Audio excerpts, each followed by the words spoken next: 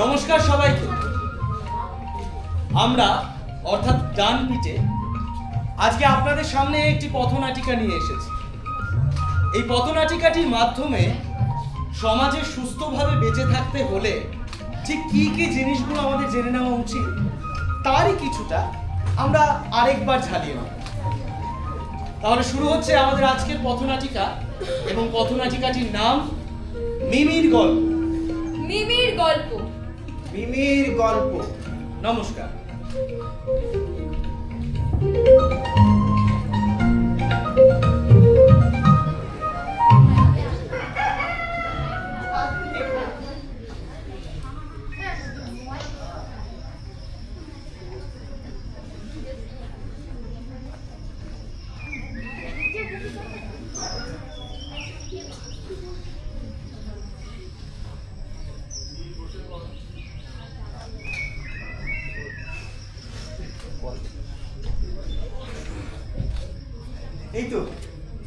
এই তো হ্যাঁ, জোরে জোরে ডানা ঝাপটা দে, দেখ কি সুন্দর আরো উপরে উঠতে পারবি।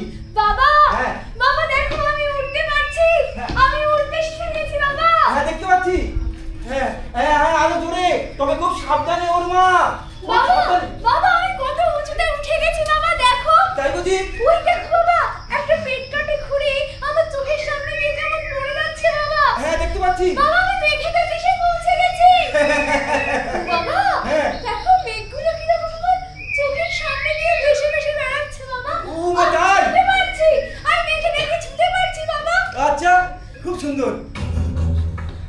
ও বাবা হ্যাঁ ওই দেখো মিলু, মিনি, সোনাই ওরা সবাই স্কুলে যাচ্ছে। ও তাই বুঝি? আমিও স্কুলে যাবো বাবা। ভাগ্নি মেয়ে।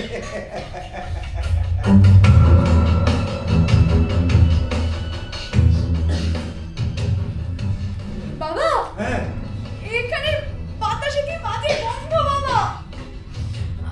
আমি দম নিতে পারছি না বাবা, আমার খুব কষ্ট হচ্ছে। হ্যাঁ আমার হাত পা অবশ হয়ে আসছে বাবা। ওই দেখো বাবা দুটো লোক সবগুলো গাছ কেটে দিচ্ছে বাবা। ও বাবা বাবা দেখো, ওই দেখো কালো কালো ধোঁয়া বাবা। ও বাবা দেখো ওইখানে সবাই প্লাস্টিক জমা করে আগুন জ্বালাচ্ছে বাবা। কি বলছিস? বাবা কালো ধোঁয়া বাবা, আমি আর পারছি না। মিমি মিমি মিমি তুই পালা। মিলি ওরা তোকে ধরতে আসছে। মিমি মিমি মিমি তুই পালা, মিমি তুই পালা।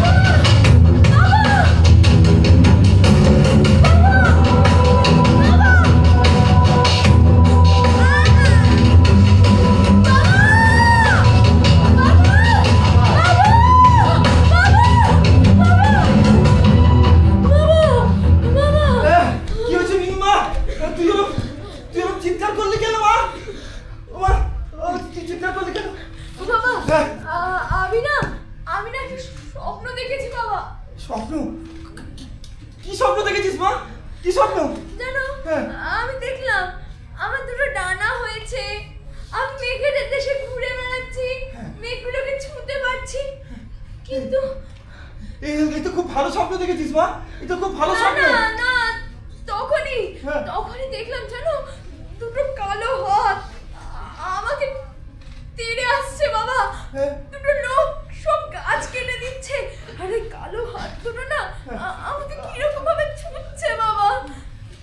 কি বলছিস কি তুই মা? এইসব তুই কি বলছিস?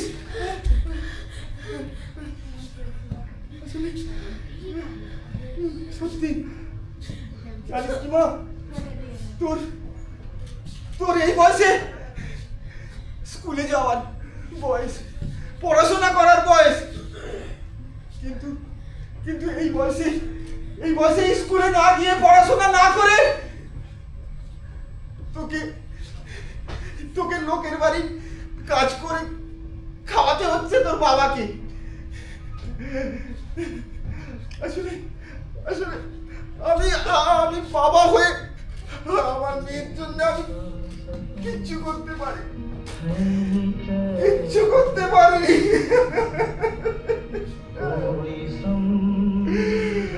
হায় ভগবান।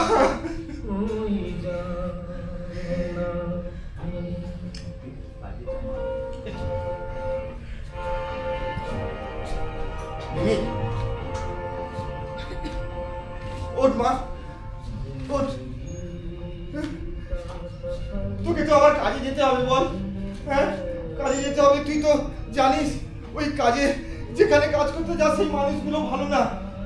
তুই যদি আবার দেরি করিস তাহলে তো তোকে আবার ওরা দুটো বাজে কথা বলবে। তুই চল মা, তুই কাজে যা। ওই বাড়িতে আমি আর কোনোদিন কাজে যাব না বাবা, কোনোদিন কাজে যাব না।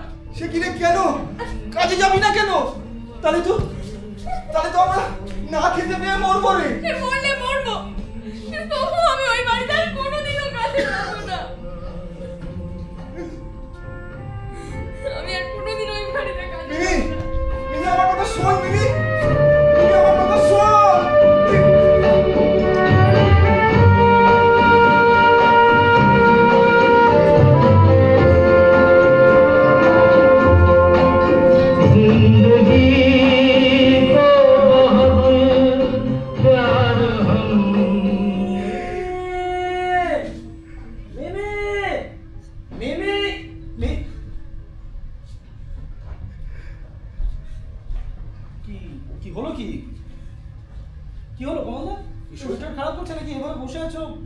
বিমল, আমি আর পাচ্ছি না রে বিমল। পারছো না মানে? আচ্ছা কি হয়েছে কি? আচ্ছা মিমি কোথায় গো? মিমি এই মাত্র এখানে ছিল, জানিস তো। হ্যাঁ। তারপরে কাঁদতে কাঁদতে ভেতরে চলে গেল। ও ভেতরে গেছে? হ্যাঁ হ্যাঁ। আচ্ছা কাজ ছিল মানে? তুই একটু দেখ না, ভেতরে গিয়ে কি করছিস দেখ, একটু দেখ। আমি আর পাচ্ছি না, বুঝলি? কারণ ও তো আমাকে কিছু বলছে না, আমাকে কিচ্ছু বলছে না। আসলে আমাকে বাবাকে না ও বলতে হয়তো ভয় পাচ্ছে, হ্যাঁ লজ্জা পাচ্ছে বলে। তুই একটু দেখ না রে। তোমার কি মনে হচ্ছে কোনো বিপদে পড়েছে? আমার তাই মনে হয় ও কোনো বিপদে পড়েছে। এই মিমি, মিমি, এই তো এদিকে আয়, এদিকে আয়। কি বলছে কি মমতা এগুলো? কি হয়েছে বল আমাকে। আর এই এই চুলটা সরা দেখি এখান থেকে। এটা কিসের দাগ? এটা কিসের দাগ? মিমি, আমি কিন্তু তোর দাদার মতো হই, আমায় কিন্তু নির্ভয়ে তুই সবটা বলতে পারিস।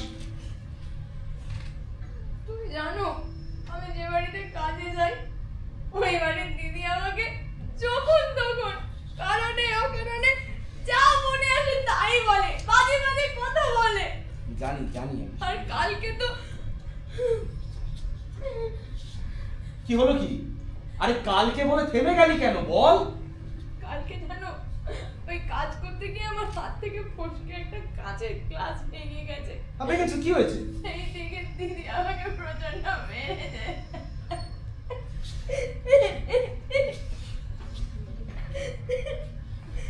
বলছিস কি তুই? মানুষ। শোন, এই শোন, তুই আমার সাথে এখনই যাবি, থানায় গিয়ে যা আমাকে বললি সবটা জানাবি, বুঝতে পেরেছিস? চল। না বিমল, কি না? থানায় যাস না। কেন? আরে থানায় গেলে তো ওর কাজটাই চলে যাবে। হ্যাঁ তা এই কমলদা কি বলছো? তুমি কি বুঝতে পারছো না তুমি কি বলছো? আরে বাবা, ও একটা নাবালিকা, 18 বছর বয়সের কম যে শিশুরা আছে তাদের গায়ে হাত তোলা আইনত দণ্ডনীয় অপরাধ, এবং এটার জন্য কিন্তু জামিন অযোগ্য 20 বছরের জেলও হয়। তাছাড়া কমলদা, তুমি যে ওকে কাজে পাঠাচ্ছ, তুমি কি জানো এর জন্য তোমারও শাস্তি হতে পারে? কাজে না পাঠিয়ে উপায় কি বল? আর তুই তো দেখছিস আমার শরীরের যে অবস্থা। আমি বুঝতে পেরেছি, আমি বুঝতে পেরেছি যে তুমি কেন ওকে কাজে পাঠাচ্ছ, কিন্তু দেখো ও তো একটা নাবালিকা। হ্যাঁ, আর শিশুদের মানে 18 বছরের কম বয়সের শিশুদেরকে কাজে পাঠানো কিন্তু আইনত অপরাধ। হ্যাঁ আমি জানি কাজে না গেলে তোমরা খেতে পারবে না, তাই তো? দেখো সরকার কিন্তু এই জন্যই বিভিন্ন ধরনের অর্থনৈতিক সুবিধার ব্যবস্থা করেছে, আর সেইগুলো আমরা সবাই মিলে এই রকম মানুষদের পাশে দাঁড়াই। আমরা চেষ্টা করি যাতে সরকারের ওই প্রত্যেকটা অর্থনৈতিক সুবিধা তারা পায়, এবং যে টাকা তোমরা পাবে সে টাকা দিয়ে তুমি একটা দোকান খুলো আর সেখানে তুমি বসবে।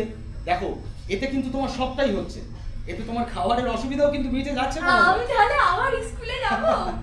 স্কুলে কেন রে?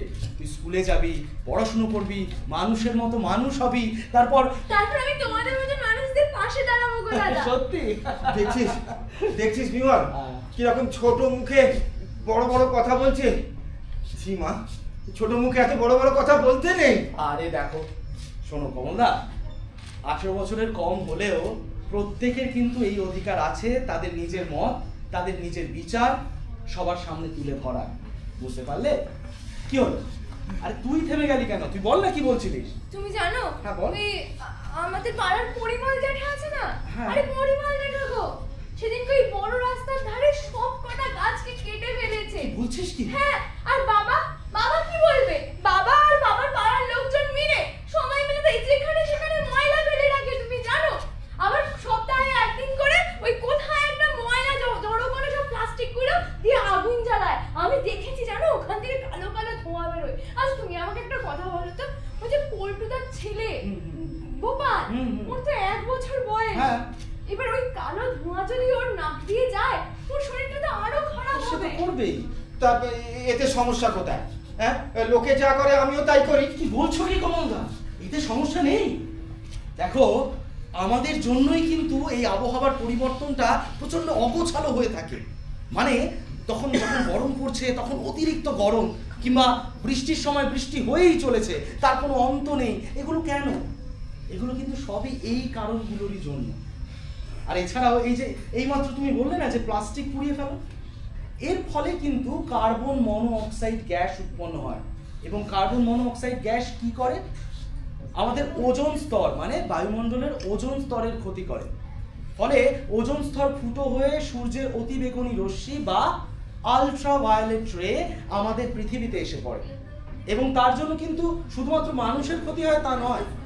গাছের পাতায় যদি ওই অতিবেগুনি রশ্মি পড়ে তাহলে গাছের সালোক সংশ্লেষ বন্ধ হয়ে যায়, এবং আমাদের শরীরেও ওই রশ্মি পড়ার ফলে আমাদের বিভিন্ন ধরনের চর্মজনিত রোগও হয়ে থাকে।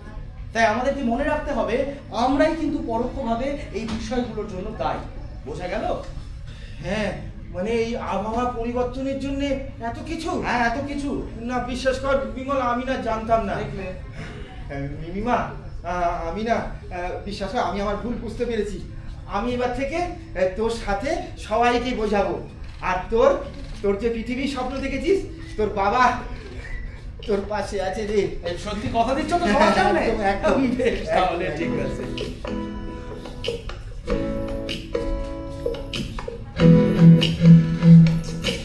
এমন যদি হতো আমি পাখির মতো উড়ে উড়ে বেড়াই সারাক্ষণ, এমন যদি হতো আমি পাখির মতো উড়ে উড়ে বেড়াই সারাক্ষণ, পালাই বহু দূরে, ক্লান্ত ভব ঘুরে, ফিরব ঘরে কোথায় এমন ঘর, বৃক্ষতলে শুয়ে তোমার দুঃখ ছুঁয়ে, বৃক্ষতলে শুয়ে তোমার দুঃখ ছুঁয়ে, ঘুম আসে না ঘুম স্বার্থপর। এমন যদি হতো আমি পাখির মতো উড়ে উড়ে বেড়াই সারাক্ষণ, এমন যদি হতো আমি পাখির মতো উড়ে উড়ে বেড়াই সারাক্ষণ। মিমির পৃথিবীটা কেমন লাগলো? হ্যাঁ, মিমির গল্প দিয়ে শুরু করেছিলাম, কিন্তু এটাই মিমির পৃথিবী, মানে মিমি স্বপ্ন দেখে এরকম একটা পৃথিবী। এই পৃথিবীর স্বপ্ন আর আমরা কারা কারা দেখি বাচ্চারা? কারা কারা? মোটে 1 জন 2 জন 3 জন 4 জন 5 জন, আর বাকি হাত? তারা কি দেখি না এই স্বপ্ন? দেখি, আমরা সবাই দেখি। তো আমরা ডানপিটে আজকে তোমাদের কাছে এসেছিলাম এই ছোট্ট নাটকটি নিয়ে, যাতে আমাদের পৃথিবীকে আমরা আমাদের মতো সুন্দর গড়ে তুলতে পারি। গড়ে তুলবো তো? হ্যাঁ, হ্যাঁ, কোনো বাচ্চাদের থেকে জোরে শুনি। ধন্যবাদ। আজকের মতো বিদায়। তো যাওয়ার আগে পরিচয় পর্বটা করে দিই। রিতম ব্যানার্জি, অনুপমা ভাদুরী, কৌশিক দত্ত। আবার দেখা হবে।